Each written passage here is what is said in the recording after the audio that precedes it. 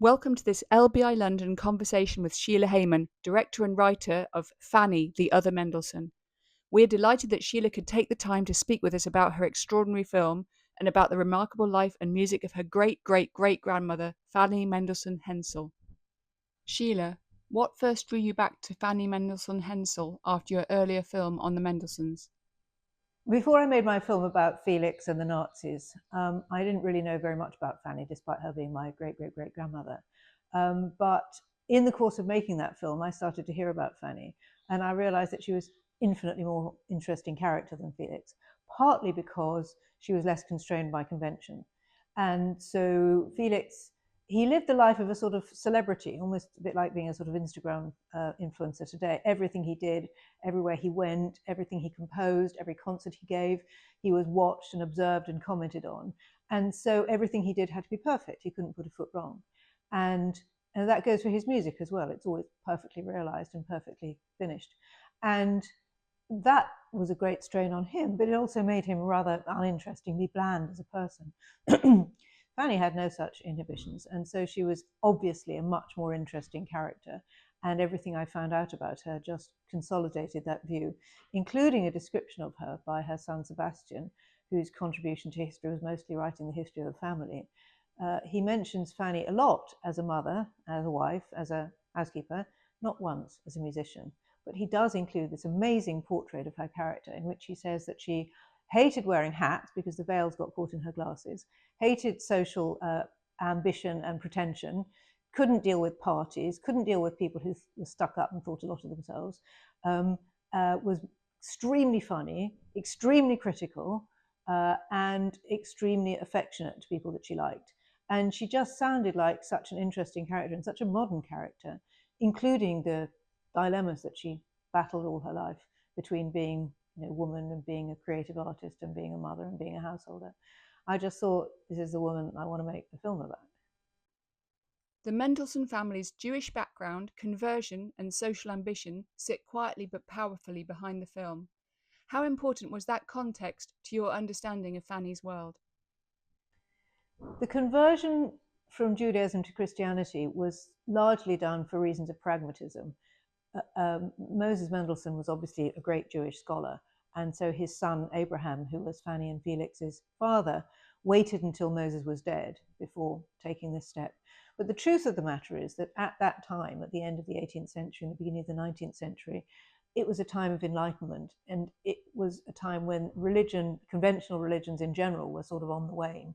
So the difference between being a non-practicing Jew and a non-practicing Christian was not so great.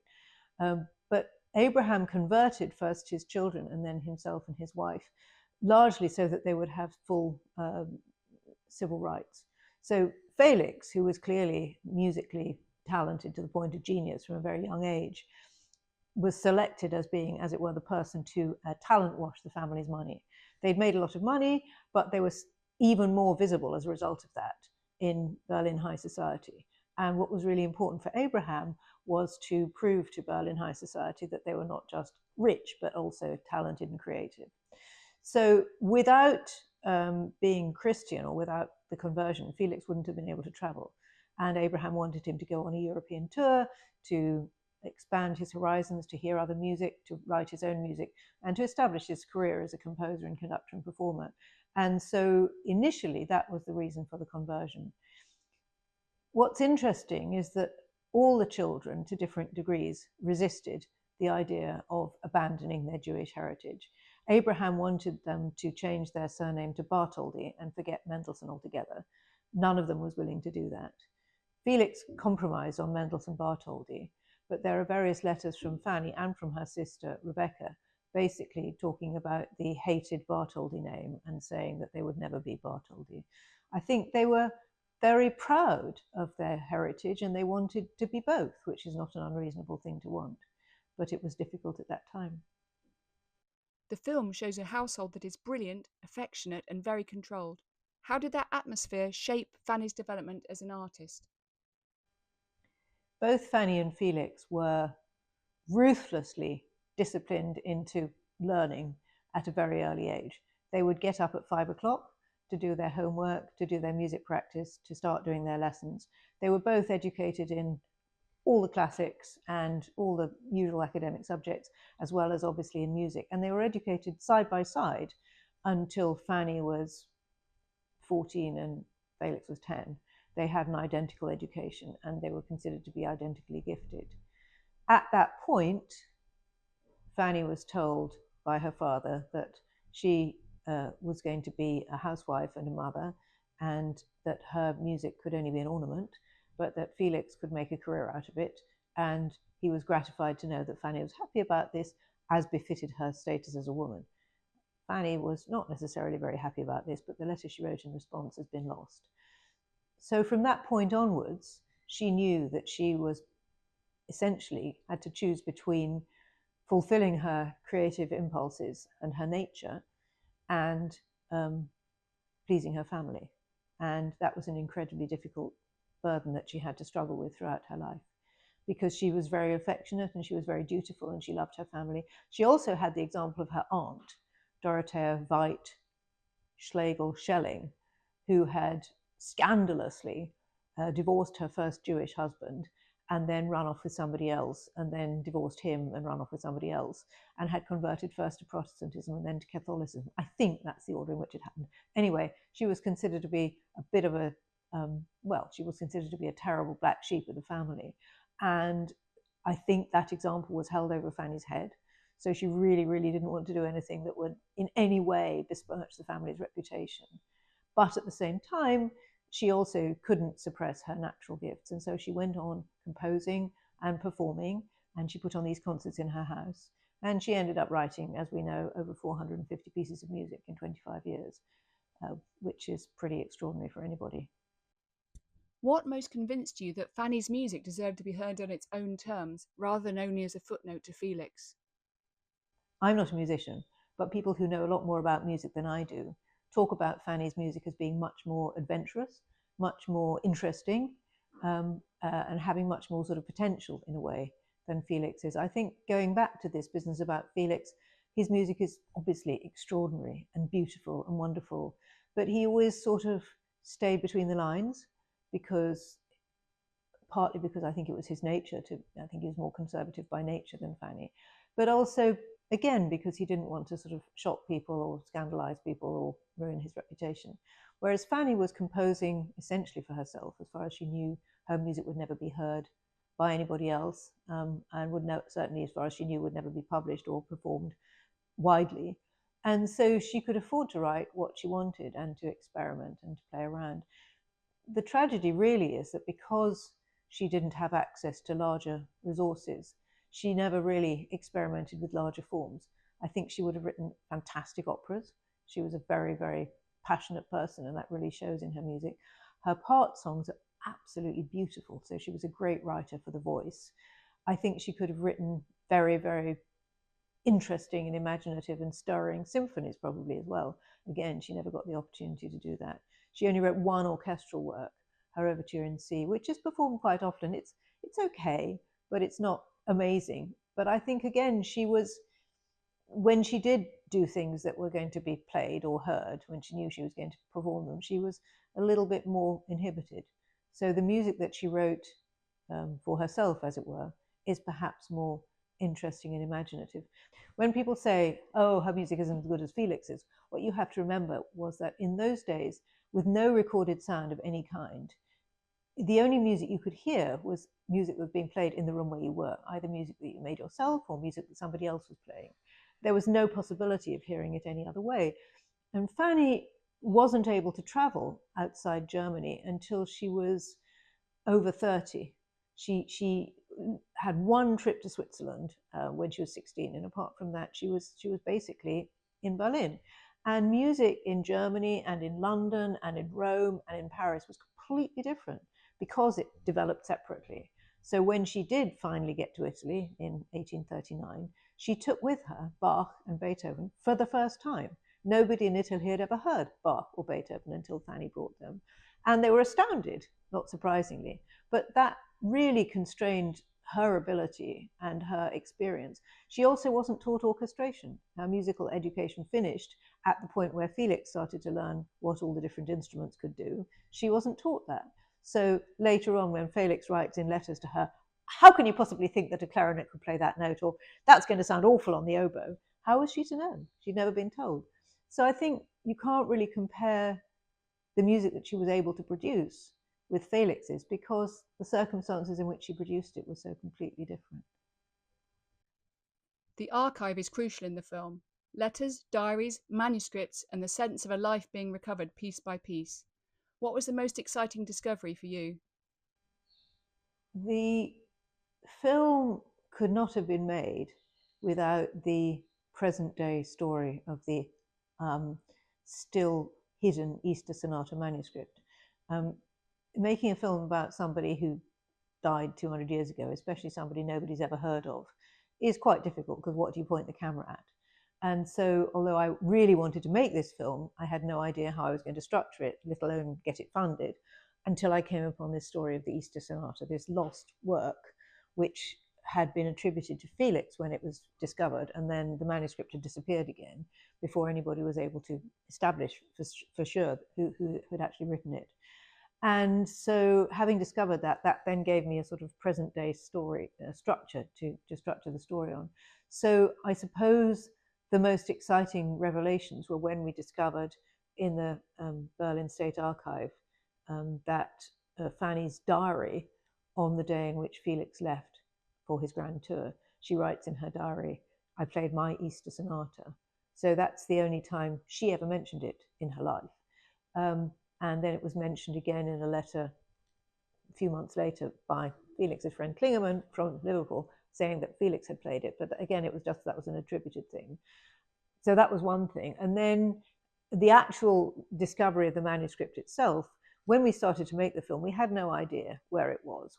We had no idea who had bought it at auction 8 years before, and we had no idea where it had ended up. And then after we'd started making the film, Angela Mace, who was investigating this story, got an email from a woman called Marie Rolfe to say that she had been working on this manuscript for the last 8 years, since her husband had bought it at auction. And so that was when the manuscript turned up, and we knew that it existed, and we knew that therefore it would be possible for Angela to see it again and to establish from the various clues that she'd already got that it was indeed the Easter Sonata. So I suppose the other one was when we looked at the volumes of Fanny's works in the Berlin State Archives and saw that there was a gap in one of them, which had numbered pages. There was a gap between certain pages where something had been and had been taken out. And it turned out that those page numbers were the same page numbers as on the Easter Sonata manuscript. And so we therefore knew that that was the missing piece of Fanny's collected works. And that's when we were able to prove that it was her Easter Sonata. How did Fanny's letters and diaries change the way you understood her as a person? Fanny's diaries, I didn't really look at Fanny's diaries except for that one bit because they were all in German, they haven't been translated. Fanny's letters are extraordinary. They were translated by Marcia Citron, who is in our film, and they are the most marvelous and again very modern and very recognizable combination of gossip, music, confessional, trivia, and deep serious ideas. So for instance, the letter in which she writes to Felix saying finally that she has decided to take a step that she knew will upset him and accept the offer of one of the publishers who'd been begging her to send them her music. In this letter, she starts off by talking about a rice pudding. And then she talks a little bit about her son Sebastian's beetle collection.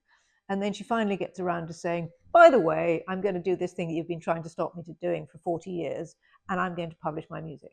So it's a sort of wonderfully recognizable mixture of things, very much the same kind of thing that I would talk about with my female friends, a bit about the family, a bit about what we've been up to, a bit about gossip in general. And then, we might get onto politics, or we might get onto our work, or we might get onto something else that's exercising us.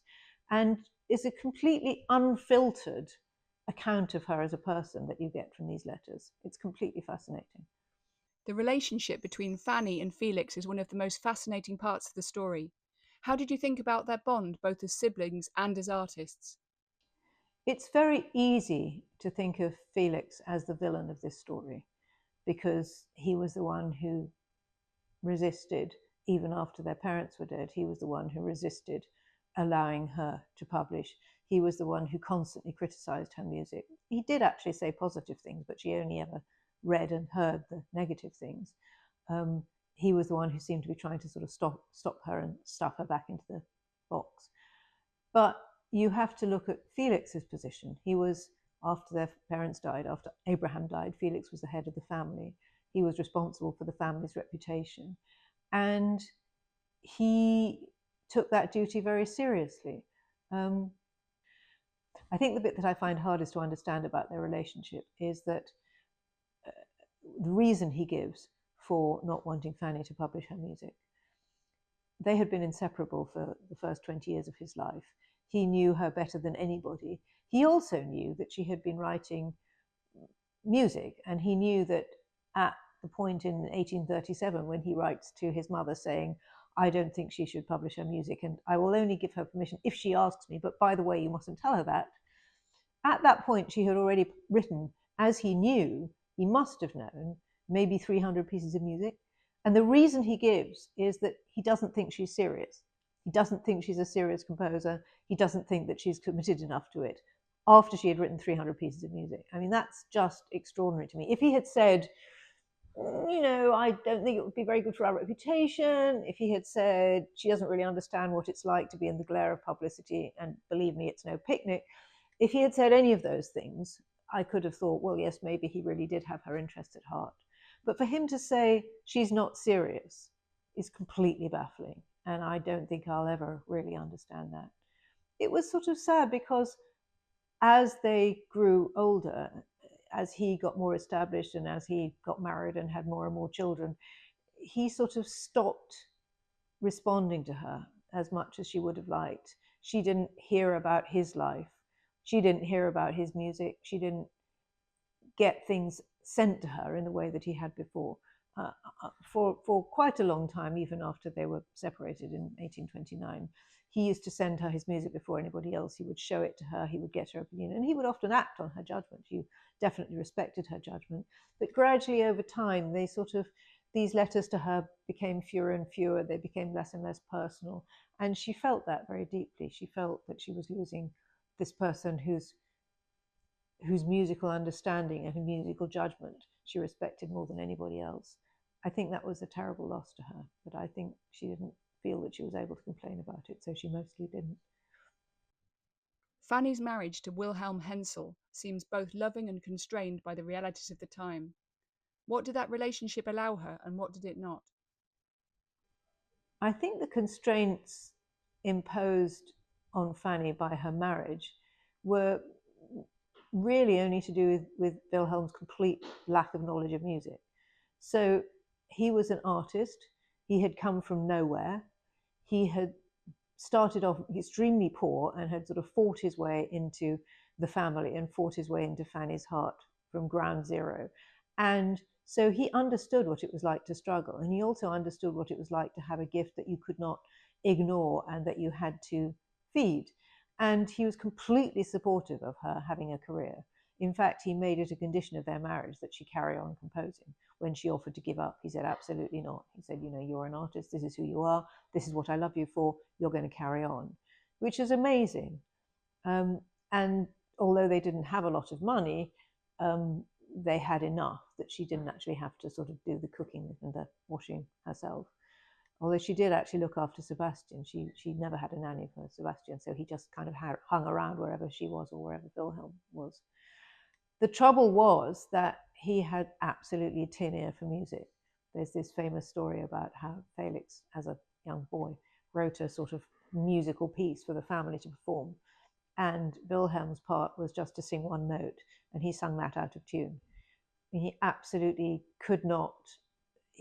I mean, I'm sure he liked the sound of her music, but he didn't understand music. And so he wasn't able to give her the affirmation that she craved. And the only person who could give her that affirmation, the only person whose musical judgment she respected enough, was Felix, up until she went to Italy and met Charles Gounod, who was at that time at the French Academy in Rome.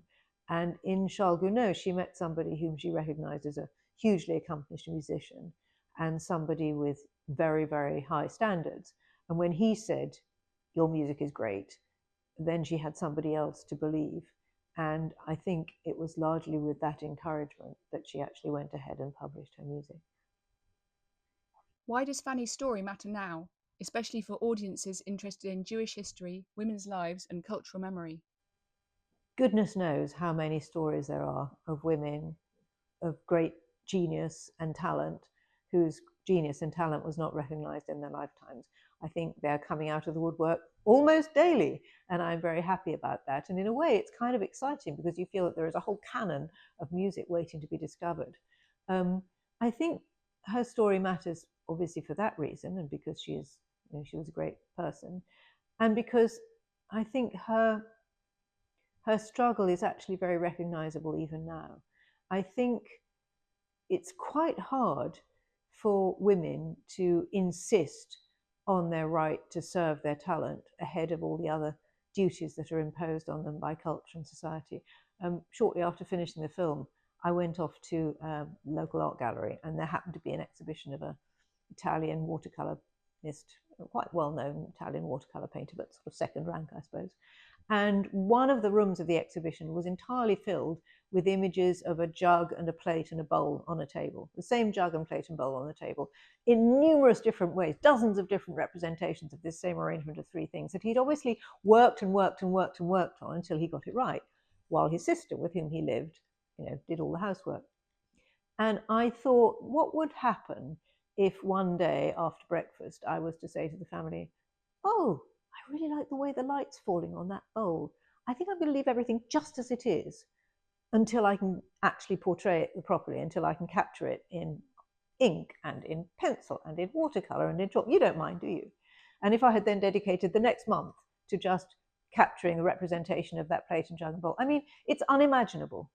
And it's really difficult, I think, even now, for women to think it's more important for me to do my art than to listen to my husband's complaints about his job, or to make sure that my children have got the right kit for sports day, or to make them a birthday cake, or to, all those things that it's somehow expected that women will do. To say, no, I'm not going to do any of those, and I'm not going to pay any attention. I'm going to ignore my children or let somebody else look after them. And I'm not going to make sure the fridge is filled. And if my husband has a bad day at work, so be it. I think it's very hard to do that. And I think even now, with all the advances that we've made, it's still really hard to do that. And so I think any woman who has a creative gift of which they're aware and which they want to fulfill and express will recognize Fanny's struggle. Thank you very much to Sheila Hayman for taking the time to speak with us. We hope you enjoy Fanny the Other Mendelssohn as part of our free 1-week screening in June, and that this conversation gives you a rich introduction to the film and the story behind it.